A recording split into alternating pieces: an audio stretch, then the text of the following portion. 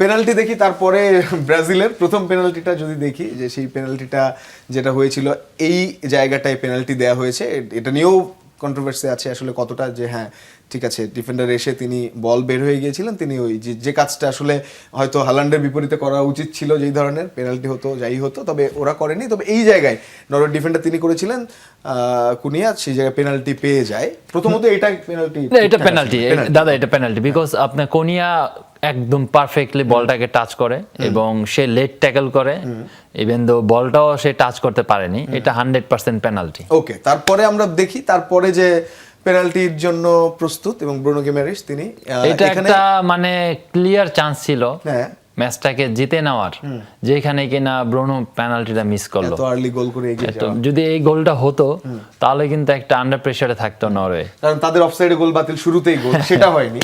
সুতরাং সেই জায়গায় পেনাল্টি যখন ব্রাজিল পেয়ে যায়, সেই গোলে এগিয়ে থাকলে ম্যাচের ঘটনা অন্য অবশ্যই তখন আরো তাদের কনফিডেন্ট লেভেলটা হাই থাকতো ডেফিনেটলি। এবং একটা একটা একটা সময় আসে আপনার ম্যাচের মধ্যে, যখন ওই সময়টাকে আপনি ক্যাচ করতে পারবেন, দ্যাট মিনস আপনি সেইখান থেকে বের হইতে পারবেন। এই যে সময়টা ব্রাজিল মিস করে গেছেন, আমরা দেখবো ছবি আরো। তো এই যে মিসটা, প্রথম দুটো প্রশ্ন আসলে এখানে, কি করে মিসটা করলেন নাইল্যান্ড, এখানে আজকে তো তার সম্পর্কে আরো কথা হবে। নাইল্যান্ড ঠেকিয়ে দিলেন খুব ঠান্ডা মাথায়, বুঝতে পেরে গিমারেশ মিস করলেন, এইটা একটা প্রশ্ন। কি কারণে ঘটনাটা ঘটলো, এক্সট্রাঅর্ডিনারি তার কারণে কিনা, তার শটটা ঠিক ছিল কিনা।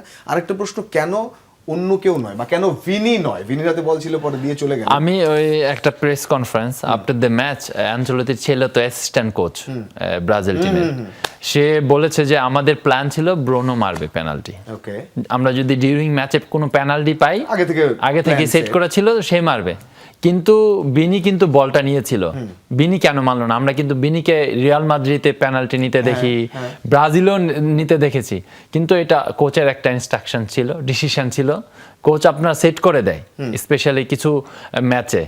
আপনার এই সব ম্যাচ খেলার আগে কিন্তু অবশ্যই পেনাল্টি নিয়ে তারা কাজ করেছে, তো সেই ক্ষেত্রে সবচেয়ে বেস্ট মেবি ব্রুনো মেরেছে, এর জন্য তাকে দিয়েছে। এবং সেকেন্ড যেটা আপনি বললেন যে কেন মিস করেছে, গোলকিপার ইট ওয়াজ মানে ফ্যান্টাস্টিক।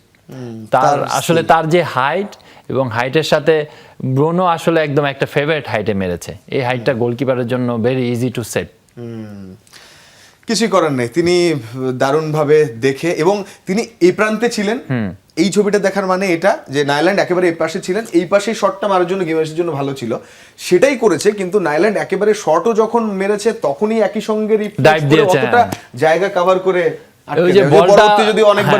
বলটা কিন্তু একদম একটা ফেভারিট হাইট ছিল, বলটা যদি আরেকটু উপর দিয়ে যেত বা একটু লোয়ে যেত তাহলে গোলকিপার এটা টাচ করতে পারতো না।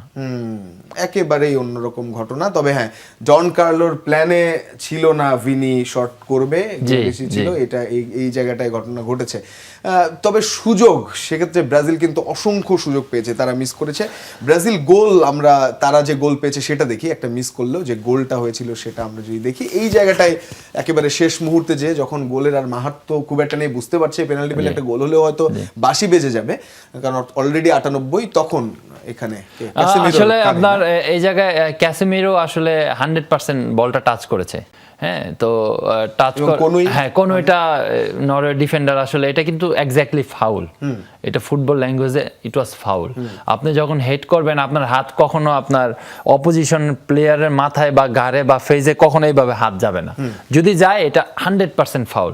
হেড করতে হবে আপনার দুই হাত উঠবে, বাট এরকম আপনি পুশ করতে পারবেন না, যেটার জন্য ফাউল হয়েছে এবং পেনাল্টি হয়েছে। পেনাল্টি দেখি, পেনাল্টি এইবারে এসে ততক্ষণে নেইমার, এই ছবিটা কেন দিয়েছি, পেনাল্টি সেট হওয়ার আগ মুহূর্তে দুজনের মধ্যে কথা হলো, হ্যাঁ, কনভারসেশন নেইমার এবং নাইল্যান্ডের মধ্যে, যে এটা ও মাইন্ড গেম খেলছিল একটু নেইমার। আসলে নেইমার তো মানে লিজেন্ড, এবং তার যে কোয়ালিটি এবং তার যে অ্যাবিলিটি সবকিছুর মধ্যে, গোলকিপার হয়তো তাকে একটু পাজল করার চেষ্টা করছে, কিন্তু নেইমার হাসি দিয়ে খুব কমফোর্টেবলি পেনাল্টিটা মারলো এবং গোল দেওয়ার পরে অবশ্যই কিছু একটা বলছে, আই এম নেইমার, তখন বলছে আই এম নেইমার। ওকে, কিন্তু এই জায়গাটা ঠান্ডা মাথায় সময় নিয়ে তিনি ওই ডসটা বা গোলটা দিয়েছেন, স্বাভাবিকভাবে তিনি নেইমার, সেই স্কিলটা তো তিনি ভুলে যাননি। তো এখানে আসলে একটা প্রশ্ন আসে, সেই প্রশ্নটা বলি আমি, একটা মানে সাবের ছবি দেখতে চাই। সাব, আমাদের কাছে একটা সাব ছবি আছে, ব্রাজিল সাব, যখন নেইমার নামলেন তখন তো মিনিট অলরেডি 68 হয়ে গেছে, হ্যাঁ 68 হয়ে গেছে, নামলেন, তারপর ওই গোলটা একেবারে পেনাল্টিটা পেলেন। মানে নেইমারের এই নামাটায় এই পেনাল্টি পাওয়াটা, নেইমারের ফুল টাইম না খেলা, আগের পেনাল্টিটাও তো নেইমার কিক নিতে পারতেন, ওয়াই নট নেইমার? মানে ডন কার্লোর এখানেই কি প্ল্যান ছিল? আমি যদি আপনার এটাকে উল্টা করি, ধরেন 1 থেকে 67 মিনিটের পরে নেইমারকে চেঞ্জ করলে কি হইতো? হ্যাঁ, এখন ও তো আপনার 23 মিনিট শুরু থেকে খেলে, হ্যাঁ 23 মিনিট আর সাথে এলো 7 মিনিট, ধরেন টোটালি 30 মিনিট খেললো। সে 30 মিনিট না খেলে যদি মাত্র দুটো পেনাল্টি গোল করে উঠে গেলেন, 67 মিনিট যদি নেইমার খেলতো তাহলে ম্যাচের দৃশ্যটা আমার মনে হয় চেঞ্জ হয়ে যেত।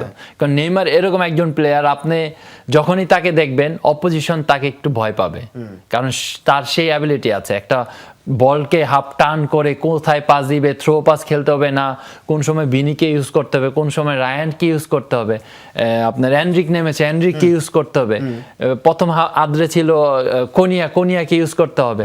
তো এই যে ব্যাপারগুলো, এটা নেইমারের জন্য ভেরি ইজি টু। একটা গোল তো শুরুতে হতেই পারতো, যদিও লাস্ট পেনাল্টিটা একেবারে শেষ মোমেন্টে এসেছে, তবে শুরুর হাফটা যদি সে পুরোপুরি পেতো ঘটনা ঘটতে পারতো।